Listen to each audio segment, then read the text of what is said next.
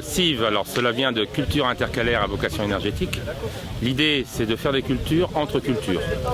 On a besoin donc de carbone au niveau donc de la méthanisation. On a besoin aussi de sécuriser notre approvisionnement. Donc on a l'approvisionnement effluent qui est avec des potentiels méthanogènes plus ou moins variables en fonction de la qualité donc des effluents. Et puis on a autrement donc une recherche qui avance pour trouver des sources de carbone qui ne sont pas en concurrence avec l'activité première de la Bretagne qui est l'élevage. Donc en l'occurrence ici on est sur un de mes champs en cive. Donc moi je priorise un élément important, c'est surtout de ne pas mettre tous les œufs dans le même panier.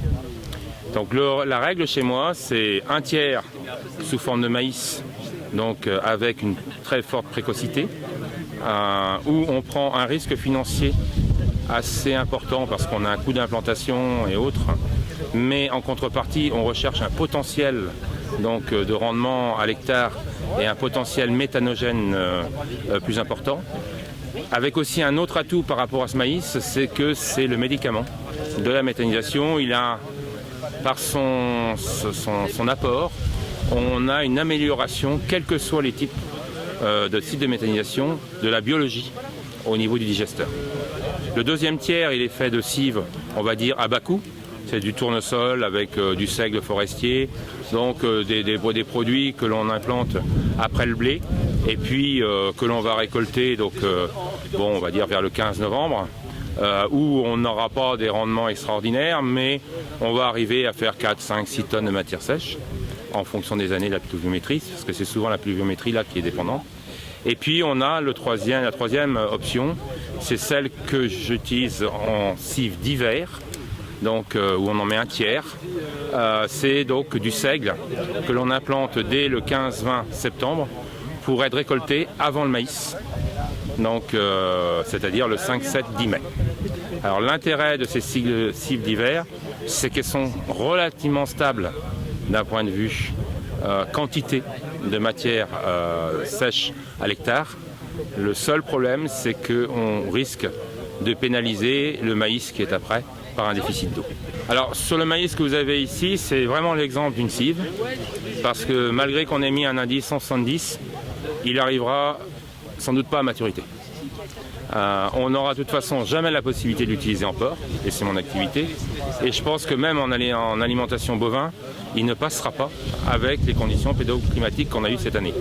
Donc là, on est vraiment dans la recherche de biomasse. Et puis, il y a des années où ça peut marcher.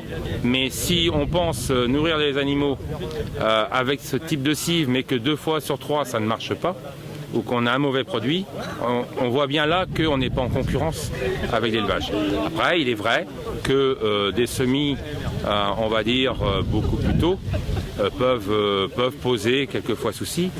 Nous, l'objectif au niveau de la méthanisation, c'est bien d'être en complète, on va dire, transparence et surtout dans notre activité primaire, qui est une activité d'éleveur, et surtout de ne pas mettre le péril auprès de nos autres collègues éleveurs.